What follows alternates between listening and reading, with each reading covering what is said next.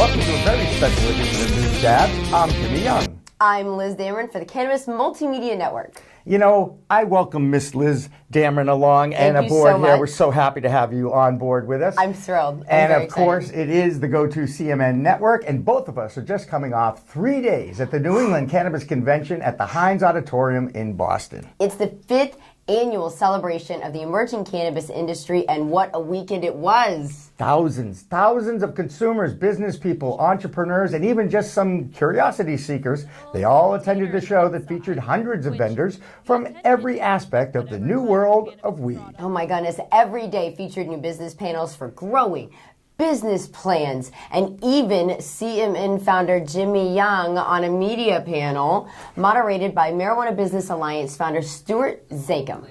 Joining Jimmy was Dan Adams of the Boston Globe, Kristen Jordan of Mana Events in New York, and Britt Smith, host of WBZ Radio iHeartMedia's podcast, Blunt Talk. Yeah, we had a pretty good panel, a good crowd, some very passionate conversation. In fact, you could say that our Cannabis Multimedia Network had a lot of good conversations. We logged in over 19 hours of live streaming footage we provided right from the convention floor. I had two personal favorite memories. Oh? Yes, I did. I interviewed legendary Congressman Barney Frank, now working with the Beantown Greentown Group. It was fun. You were there with me. I was so honored. Oh my gosh. He's a liberal champion. He's a champion of the liberal community. He's just a champion in general. I am confident that Congress is, at the very least in this current Congress, by next year, going to make it legal for, make it clearly legal for banks to take marijuana accounts, which is a big step forward. Unfortunately, we actually have some breaking news here on our Monday when we actually record our news dabs. The state of New Jersey has postponed the legalization vote of cannabis until the election, and now it might be a ballot initiative. Oh, wow. Here in Boston, not only did Beantown play host to its 5th annual New England Cannabis Convention, but Brookline, town just outside of the borders of Boston, opened up the first adult use dispensary to the public over the age of 21. Yep. Some people know it as recreational. So New England Treatment Access, NETA, opened. I think it's NETA. Is it NETA? And NETA, tomato. Let's call the whole thing off. Oh, there you okay. go. You got to experience this, didn't you? Oh my goodness, it was amazing. It reminded me of some of the tombs that I had seen in Egypt.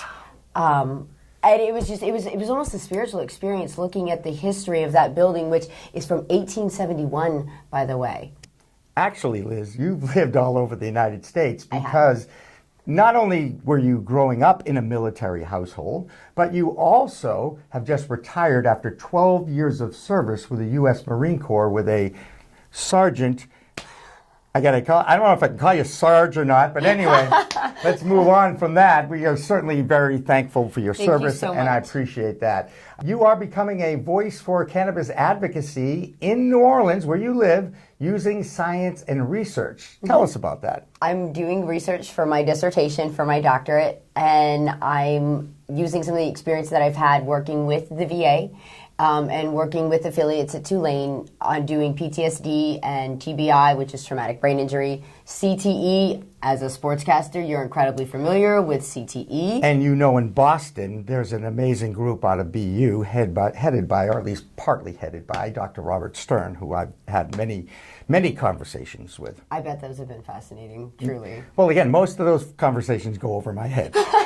I got to admit it, but at least we talk about it. We're hoping to be able to show some really real progress and real potential treatment plans for being able to overlay the plant science, the biological science through a psychology lens, and treat PTSD with cannabis. It's going to change the world. It is. I think so anyway. I think it's great. There was one other fun moment. You can talk a little bit about this. Oh my goodness, there was another fun moment. As many of you know, Jimmy was a full-time sportscaster in New England for over 20 years. He won an Emmy, no big deal, for his kids show on NECANN in the 1990s. He hosted his own show for over 6 years. He's been friends with Broadcasting Hall of Fame sportscaster Bob LaBelle from WBZ over 40 years. They have been friends. And Bob was doing his cast, right? His podcast. His podcast, right across the booth from where we were at. That's right. And interestingly enough, another coincidence, his podcast is on the CLNS Media Network, as it out. is In the Weeds Yes. on that network too. Yes. They are a pro-cannabis network. And in fact, if you go on their dashboard, on their homepage, and you go all the way over to the right and you see the little cannabis leaf, you just click on it and it takes you where? To the Cannabis Multimedia Network. You got it. Now, you know I have a lot of love and respect for Bob. Oh, I know. And you caught me on camera. I sure did. Check this out.